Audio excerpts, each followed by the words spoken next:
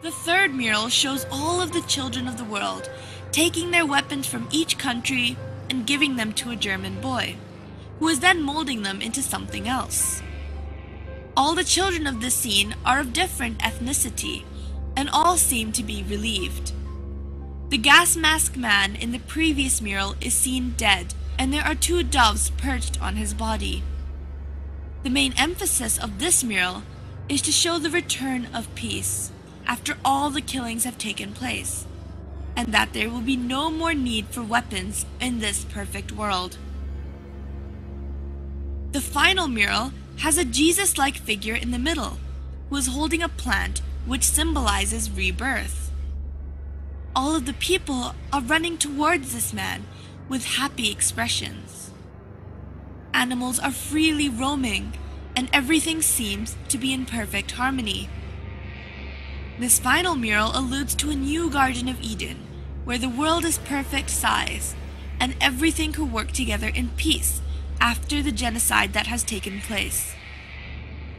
All in all, these murals, when put together, represent the formation of a new world filled with fewer people, and this is also the goal of the New World Order, which has been seen represented throughout various parts of the airport. The symbology of the airport can still be debated, but one thing that cannot be questioned is the fact that there has been a lot of mysterious construction work underneath Denver Airport.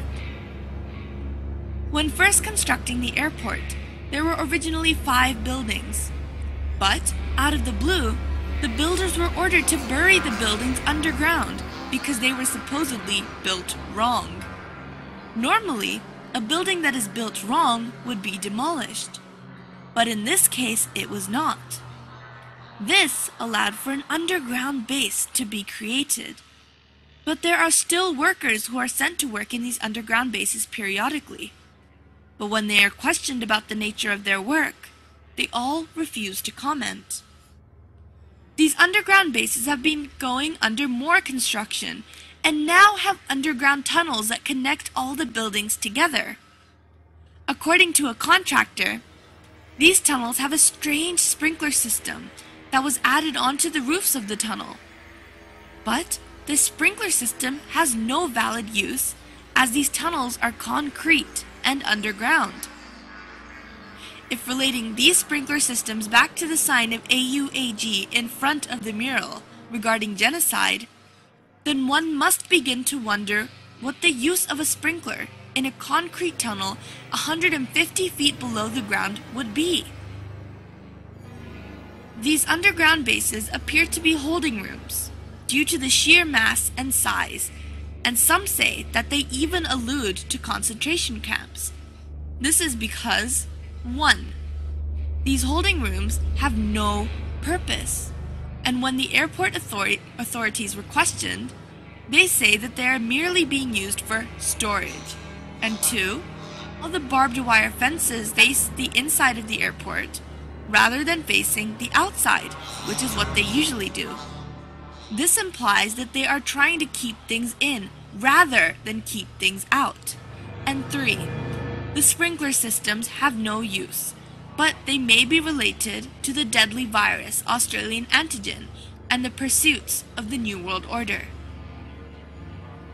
People have attempted to argue that the underground bases are being used for storage, but one fact must be questioned, and that is, why is the underground base 88.5 square miles long? And why were the 5 buildings mysteriously buried? No airport has or needs that much storage room. So what is this space really being used for? Whenever the authorities are questioned, they are not allowed to answer.